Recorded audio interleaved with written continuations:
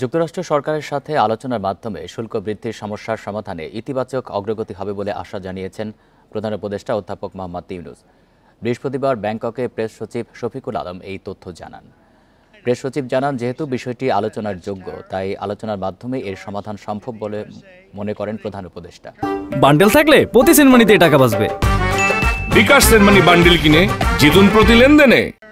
বাংলাদেশি পণ্য আমদানির ওপর যুক্তরাষ্ট্রের 37% শুল্ক আরোপের বিষয়ে শফিকুল আলম বলেন, বিভিন্ন বিষয় পর্যালোচনা করে যেসব পদক্ষেপ নেওয়া হয়েছে তাতে ভবিষ্যতে যুক্তরাষ্ট্রের সাথে বাংলাদেশের সম্পর্ক আরও সুদৃঢ় হবে। জানান, এমন সিদ্ধান্তই নেওয়া হবে যাতে করে যুক্তরাষ্ট্র ও বাংলাদেশ দুপক্ষেরই স্বার্থ বজায় থাকে।